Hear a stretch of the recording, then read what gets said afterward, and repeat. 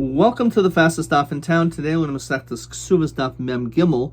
We are going to begin on Mem Gimel Amud Aleph, the sixth line from the top, Bomine Rabbi Avina.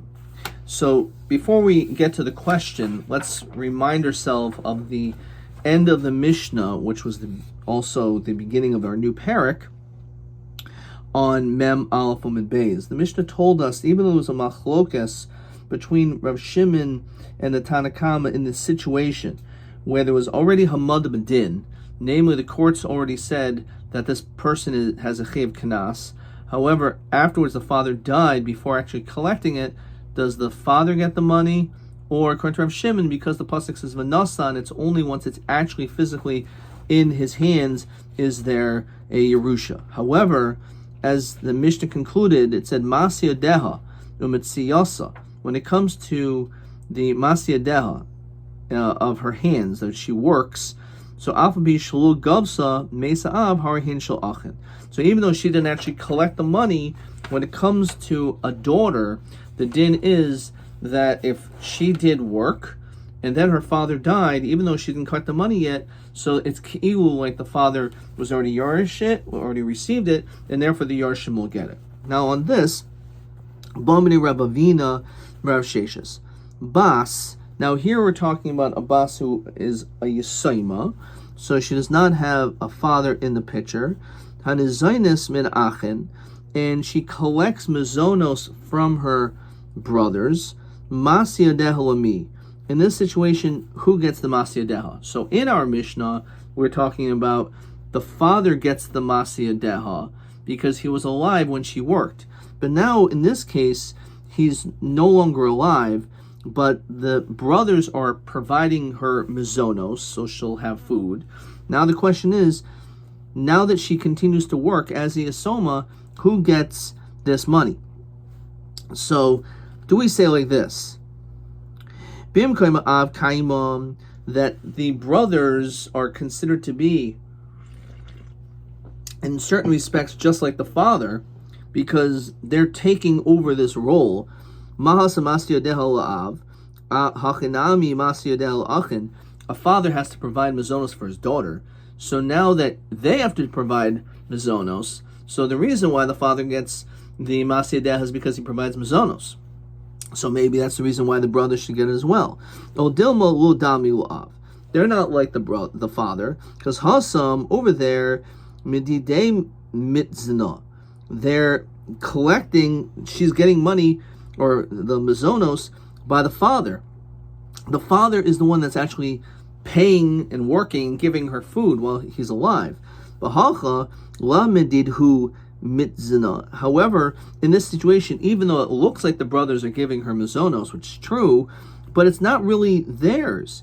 Rather, again, the whole notion is, Rashi says, Bas nezenis min achin, that's a Tanai Ksuba. It's something which is part of a Ksuba. But the truth is, they're not the ones that are, it's not really their money, because it really is coming from their father. It's just a condition that stayed in the ksuba that the father is still feeding her. So therefore, it's not really, it's not really them that's doing it. Again, because the ksuba, when the man was alive, said that I will make sure that your daughters will continue to have mizonos. So it's really coming from the father still, and therefore maybe the masya deha will not go to the brothers. So Amalei Tenisua. This is actually something that we learn later on. Almana nizainis minechsi asaimim. So a widow gets mizonos from nechsi asaimim, from these possessions. Umasya deshulahen, and the masya deha will go to the sons. So we see beferish, says Rashi, al makam av kaima. It must be that it's b'makam av. That when it comes to the mother who died, whose husband died, so she's an almana. So the asaimim, these boys, have to make sure that she gets mizonos, and she will then in turn give them her masya deha. So l'chayr, it's the same thing when it comes to a daughter, that the masya deha should go to them. Midami, you can't compare the two. Almanasai when it comes to this widow, lo nichale baharvacha, it's not good the additionals above and beyond. Bito nichale baharvacha. However, for a daughter, it is good for her to keep maybe her earnings, since when we think about it, eventually the daughter is going to get married. So in that case, we may want her to keep her earnings now for her future. So maybe when we're talking about this older woman, this mother, so fine, she has to give over Masyadeha. However, when it comes to this daughter, she potentially is going to be getting married, and therefore the additionals, maybe we want her to be able to keep it so that she'll be able to have monies. So you're telling me that the daughter, again, maybe because of the potential she may get married, she's young, so that's more of a reason to say that she should keep her mazonos over the almana. Rabbi also almana etzel bas, an almana comparable to the daughter is kabas etzel achen. When it comes to when there is a small amount of monies that are inherited, says Rashi, she'ein behen kedei parnasa shneim aser chodesh, when you don't even have enough to sustain for 12 months, that's considered to be the amount which is called nechasim muatim. So how do we compare them? So ma habas eitzel achen. When it comes to a daughter to brothers, habas nezainis v'achen yishal al psachim. We know that if there is very little bit of money, so even though we say, oh, the brothers get all this money, the truth is that's only if there's a significant amount. If it's a small amount of money, so we give it all to the daughter to make sure that she is able to be sustained in a modest manner, and the boys will have to figure out how to get their money by knocking on doors. So af almana etzel habas, so too when it comes to a widow, comparable to the daughter, almana nezainis v'habas tishal psachim. We say that the almana, this older woman, she'll get the mazonos, and the daughter will have to collect. So what do we see?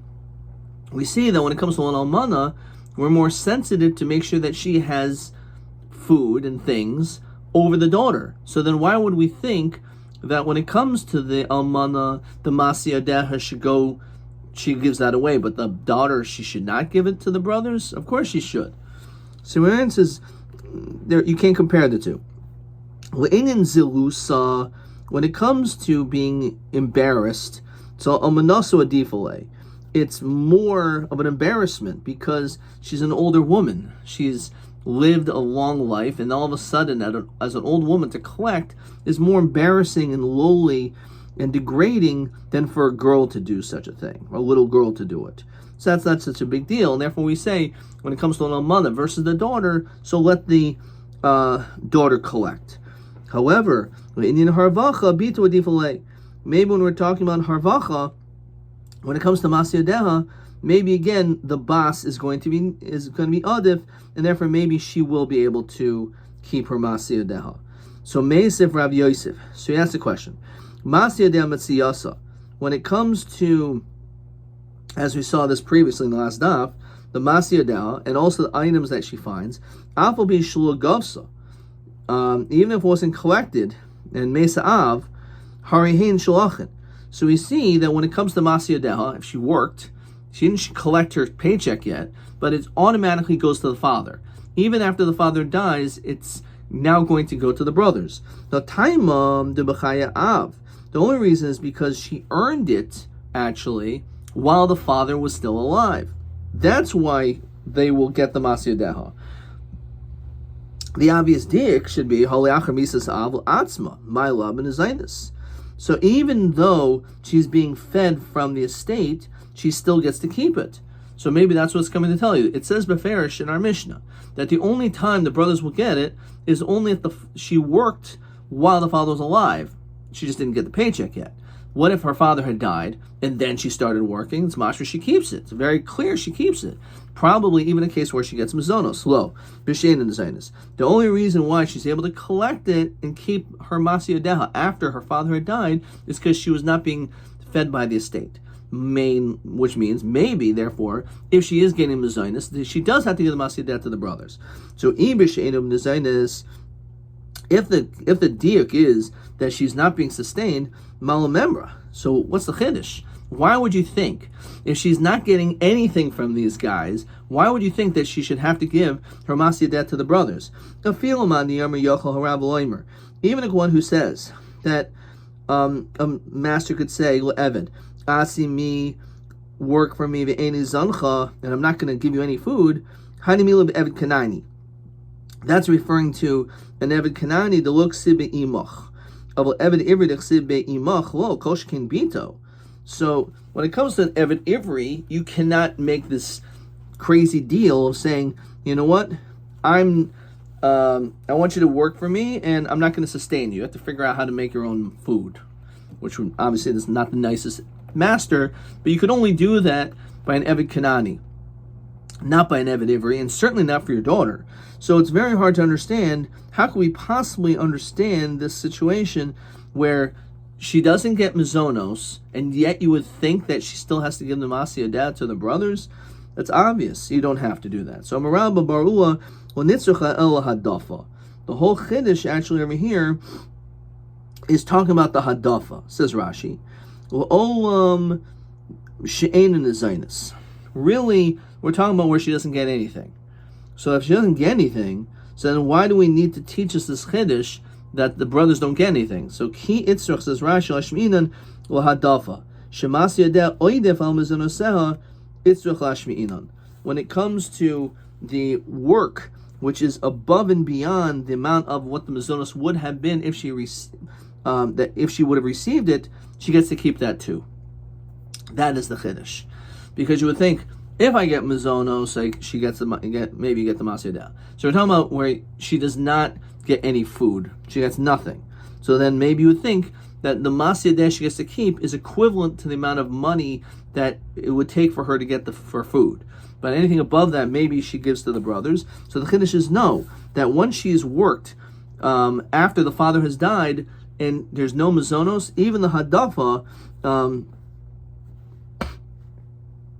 she would keep. So Amar Rava, Gavar Rabbi Rav Yosef lo yada the ika hadafa. So what? He doesn't know that there's this concept of hadafa, that maybe there's a chiluk when it comes to the extras. Ukamaisiv tiyufta, and he ends up asking a question on it. Obviously, he knew that, and probably he realized that there should not be a chiluk between the extra monies. Amar Rav Yosef mastis and gufa kashalei. The problem is not based on the seemingly easy answer of hadafa. It's that there is an actual contradiction that's found. So it says that when it comes to the objects that she found, so even if she didn't collect it, so Metziasim Aman Gavya, we said, how's that possible? What do you mean? Who's the one who collected it? What do you mean? If she found it, what exactly happened over here? It's just comparing the two cases. Ma Metziasa, just like when it comes to her objects that she finds. That while the father is alive, when she finds it, goes to the father, she keeps it. So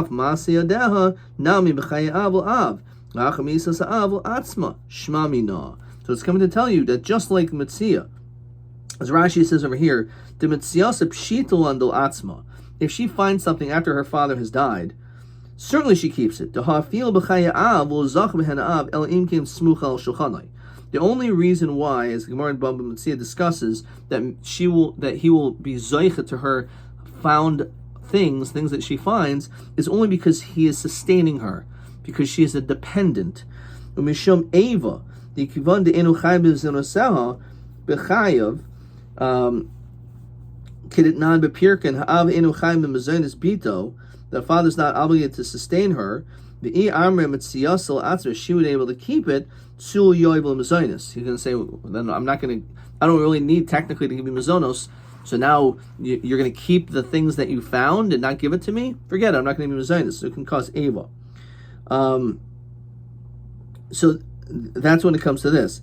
Abul achin al karchayu mitzvah minichse av. Fine.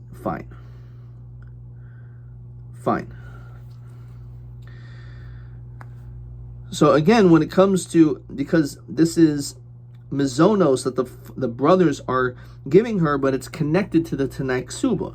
So lav davka, you can't say it's Ava.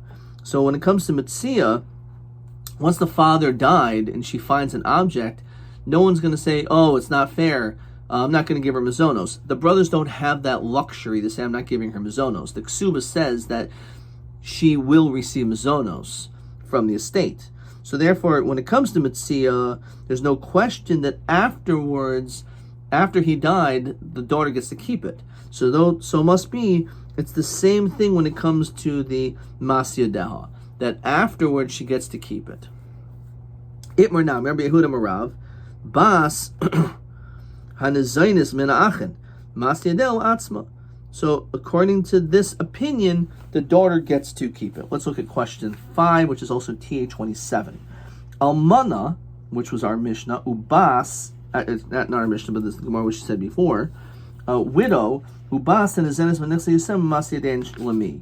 So it says Beferish, as we saw, by an Almana, the Masyadeha go to the Yisaimim. However, a Bas, it's a machlokas whether it goes to the Yisaimim or La'atzma. According to this diuk, Masyadel La'atzma. Omrav Kahana my taima. So what's the reason? So the pasuk says that you'll inherit it to your children afterwards. That oisam, we're referring to avadim kananim, they will be yorish. Your children will inherit your slaves. However, your sons are not going to inherit your daughters. That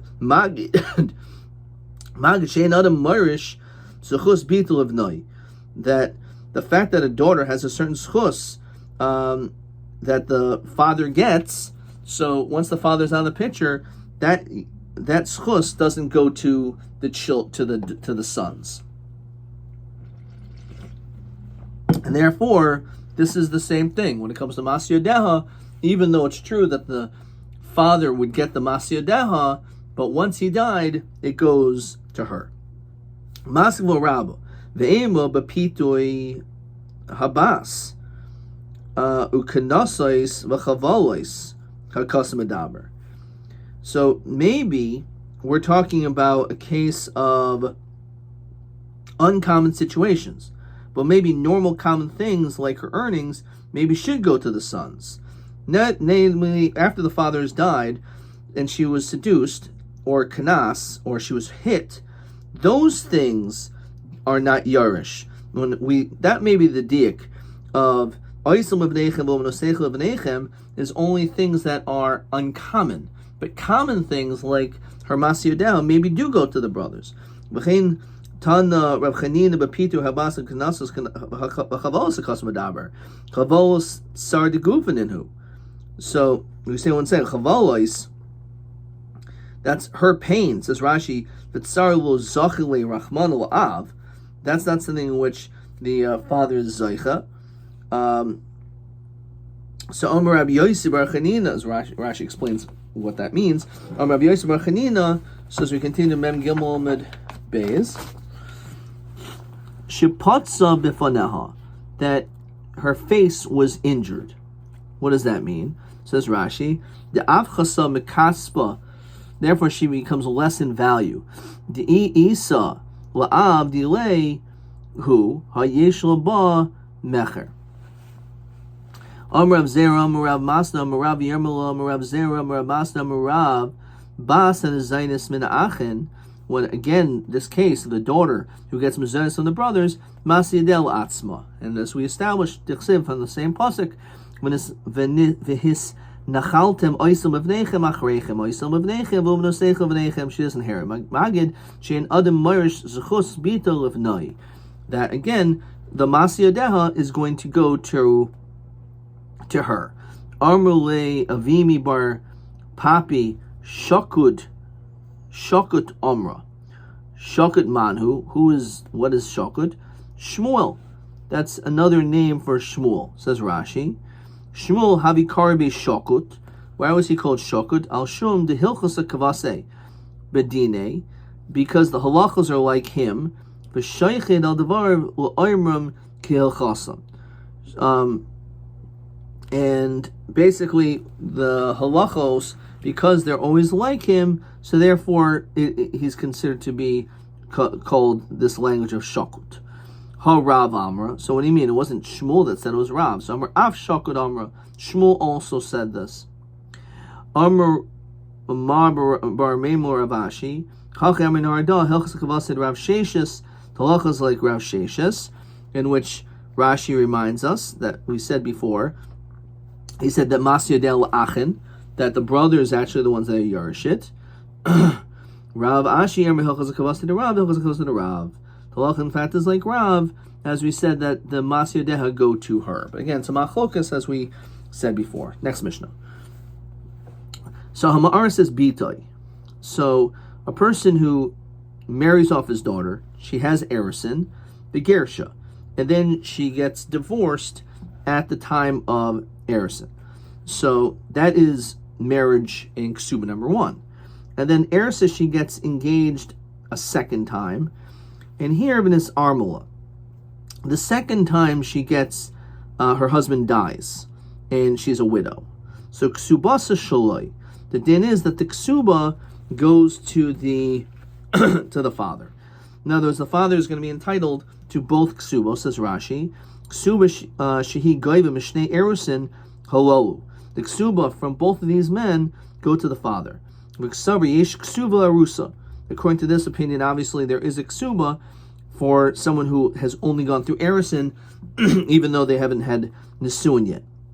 And Rashi also says, certainly, it would be made Nairis for Katnus Kamar. We're not talking about a girl who's already a 30-year-old woman, because then obviously the father has no rights to the Ksuba.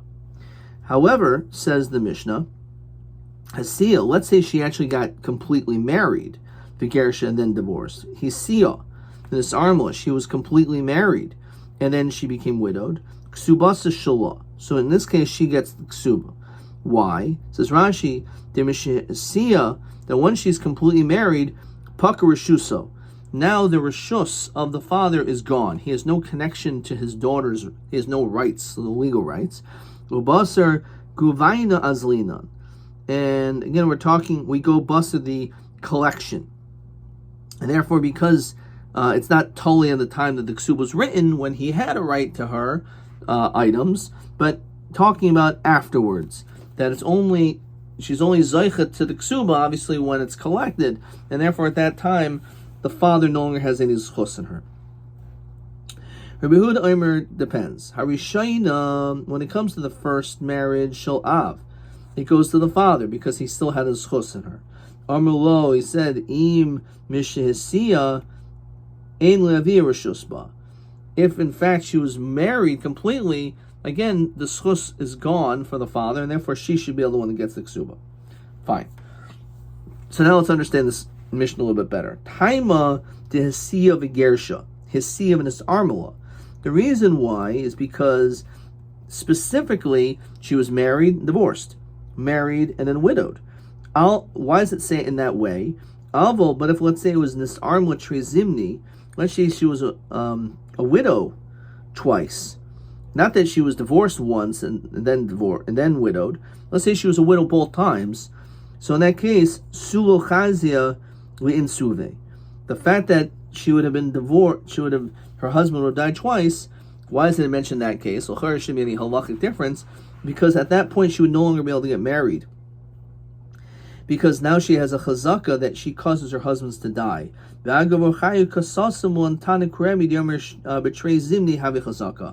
even 2 times is already considered to be a chazaka, and therefore at that point she's no longer allowed to get married. Therefore the Mishnah specifically uses the case in order to teach us this din of, instead of her being widowed twice, because it would have other halachic ramifications, that she was divorced once and then widowed once. So my taima, why does Rabbi Yehuda say that the first time the father still gets the ksuba? So my time Rabbi Yehuda, because so on this, Rabbi Yosef Mertavayu, Hayo Mishas Erison Zach Behenaav, because when it came to the first marriage, at the time of Erison, the father has a connection to the daughter. It says Rashi, Shel Bal Harishon, Nischai B'Ksuba V'Zacha Ba'av. So the father should have a right there. However, when it comes to the second engagement, no, because once she was already completely married, which was the case of the second part of our Mishnah, so once she actually performed the suin, the father loses all rights. So Meisiv Rava, Rabbi Huda Omer Harishayin Shel Av. He says that the first man gives the ksuba to the father. Umayda Rabbi Huda, however, he agrees b'ma'aris es bitai kashikatana. Let's say he does erison. He has someone perform erison for his daughter while she is still a katana, ubagra, and then all of a sudden it's a long engagement, and she becomes a bogeres. She's over 12 and a half. And then after she became a bogeres, she got married.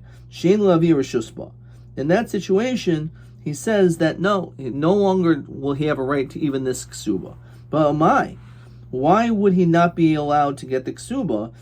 After all, at the time of the erison, she was a katana where she did have a schus. So what's the chiluk? If in fact at the time of the erison he had the schus, so we should say even though she became a bogeres and then only afterwards got married, even in that case he should be entitled to ksuba. Rabbi Yosef Demar Tevayu Hoyel Urishuso Nichtavin. It's all totally on when it was written. When it was written in his domain, says Rashi, Ksuba Harishayna. Since the first Ksuba, Shahayilif Neha Nesuin, was written before Nesuin, Vihilkach Bagra, Kaidim Nesuin Lo Nichtav Rishusai. Therefore, if let's say she became a Bogeres before Nesuin, Lo Nichtav Rishuso, it's not considered to be written in that area. We'll have to understand what that means. But basically the idea is, since the Ksu was written right before the wedding, she was already a Bogeres, so she's out of his Rishus. So that's what it's referring to. In that case, Rishuso Nichtavim. In other words, the reason why she gets the Ksuba is because the Ksuba in that case was written after she was already a Bogeres. And therefore, because, and that's how Rashi says, Ksuba Rishayna Shahei Lifnei Nesuin, Hilchach Bagra Kaidim Nesuin Lo Nechta B'Rishusai. Because it was written after she was already Bogeres. But you're right. If it would have been written while she was a katana, then you're right. Then he would be entitled. It's all totally on the time of the ksiba, on the time it was written. Migva me maskavia. So when do we say it is collected? It says Rashi Indian mitra l'kuchais. When it comes to l'kuchais, we know that if there's a lien on a property and I sold a piece of property, but there's a lien on that property, so my person I borrowed money from has the ability to collect that land. There's a shibun on that karka. The question is, the ksuba in which there's also a financial obligation, so at what point do we say that it's collectible, so that if there was land attached to it and someone bought it, it's only going to be if you purchased someone's land after there was already some type of financial obligation. But if it was sold before, then you wouldn't be able to collect from the land. So Rav Huna, Mana Masayim, when it comes to the basic numbers of the ksuba, the 100 or 200, if it's an almana or basula, mina erison. So all the shibud goes all the way back from the engagement. But Tosefis Minasuin. However, any additionals that are mentioned on the Ksuma, that is going to be only later on, from the time of Nasuin. It doesn't make any difference. Even the Mana Masayim, the Shibud, the obligation, only goes from the time of the Nasuin. Does Rav Huna really say to make a distinction between the Mana Masayim and the Tosefes? Boitmar. Let's say there's two ksubos that came out. You have one ksuba which is 200. And Rashi says Vihimuk Demes. and it was specifically in this order. And then afterwards, a ksuba of $300 came out, 300 zuz. Remember, Huna ba'asa ligvos musayim goyva mizman rishon.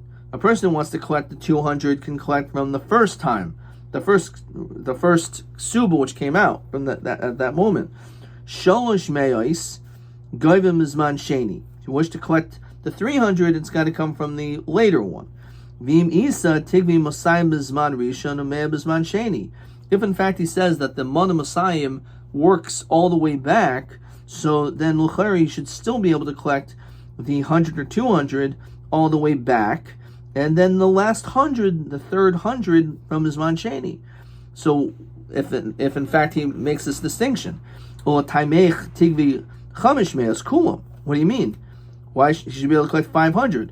Masayim is Man Rishon plus Me'am is Man Sheni. Right? If there's two ksumas, you collect 200 plus 300, 2 plus 3 is 500. El Chamish Me'as Maitem Gavia. So why is he not collecting 500? Because it wasn't written to her, Savisi, that I desire Voisif Deloch plus Mea Amasayim, that I wish and desire to add an additional 300 above and beyond the 200. The fact that it wasn't written that way, Hakikarmullah. This is what was being said. If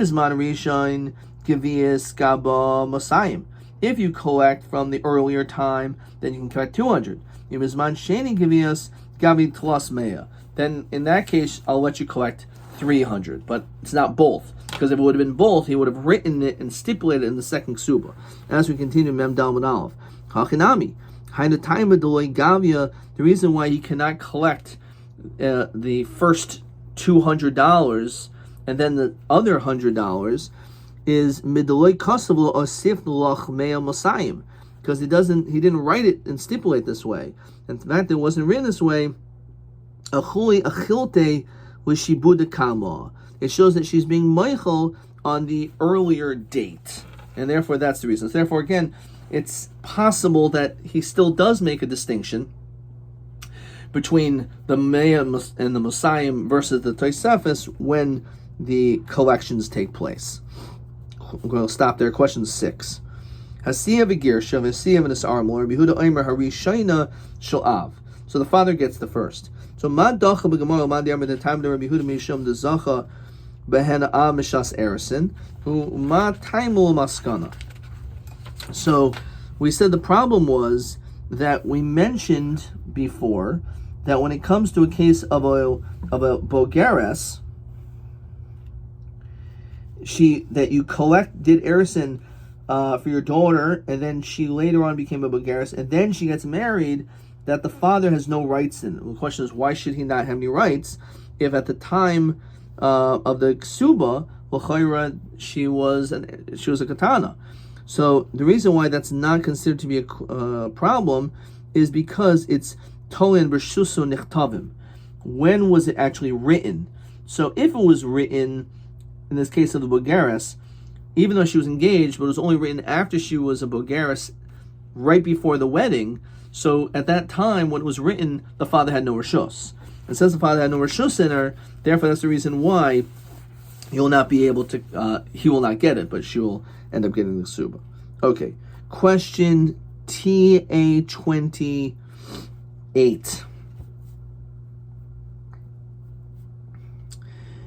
Hoitziel of shtei ksubais.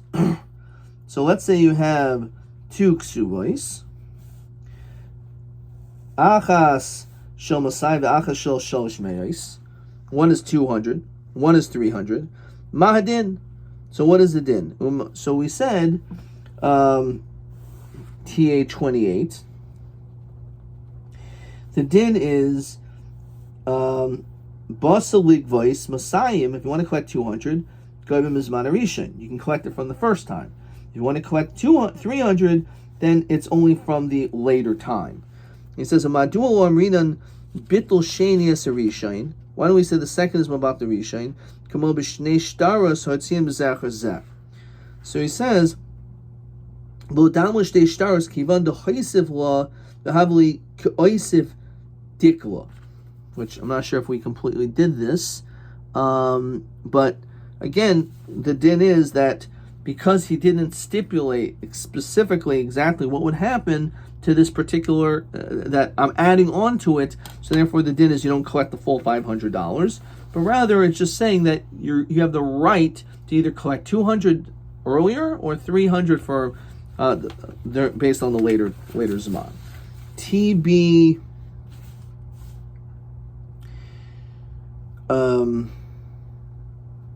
29. Me'amasei goyva ha'isha ksubasa mimishubadim mishas erisin or mishas nesuin. So this we had, and the answer is it's machlokas. Now, it's when it comes to Monim Masayim, it's a machlokas. Tosefes, everyone holds mishas nesuin adkan.